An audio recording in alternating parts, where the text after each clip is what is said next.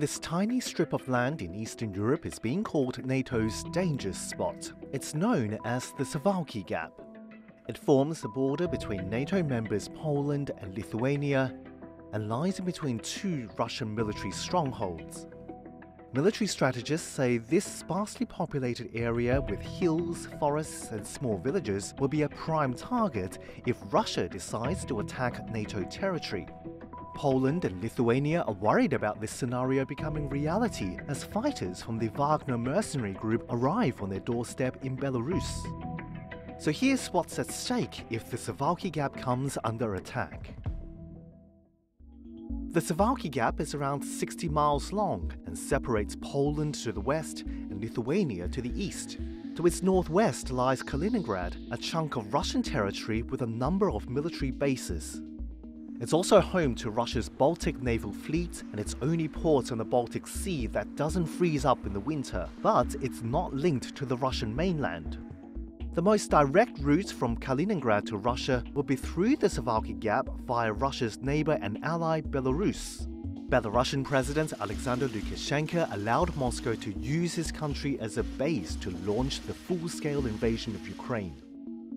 Military analysts say Russia could attack from two ends of the Suwalki Gap, with soldiers from Kaliningrad and forces advancing through Belarus, which would leave NATO members Lithuania, Latvia and Estonia isolated. Moscow would also gain more access to the Baltic Sea, a crucial gateway for commercial shipping. NATO has few options to defend its Baltic members by land. They'll have to send in reinforcements through Poland to Lithuania by crossing the Suwalki Gap. Only two highways and a train line connect Poland and the Baltic states. That means this narrow strip of land could become congested with troops and military hardware. The stakes were raised even higher in recent months. First, fighters from the Wagner mercenary group started relocating to Belarus after aborting a mutiny in Russia in June.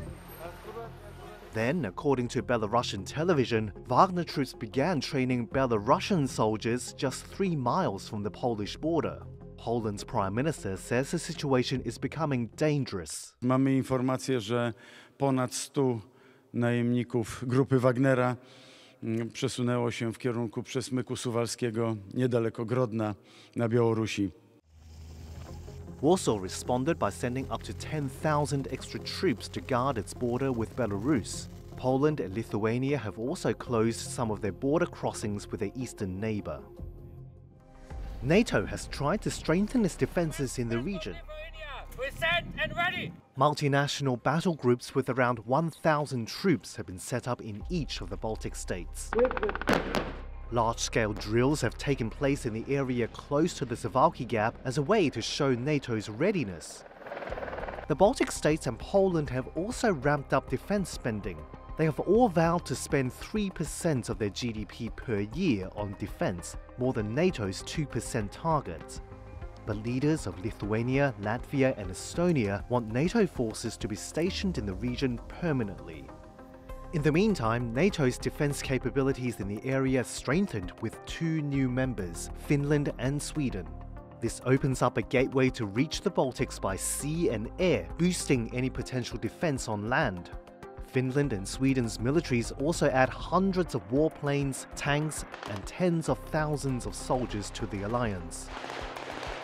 Analysts say this makes a Russian invasion even more costly.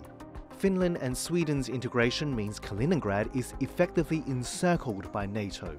Any attack by Russia could leave the exclave vulnerable to isolation and blockade by the alliance. Analysts believe Russia is unlikely to launch an armed attack on the Suwalki Gap while it has its hands full with Ukraine. Polish opposition leader Donald Tusk, who's campaigning to become the next prime minister, accused the government of using the Wagner threat to stoke fear ahead of October's election.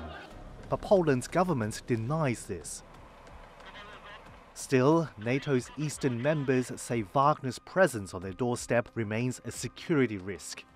That's why they want to make sure the Suwalki Gap is well defended to deter any potential aggression from Russia.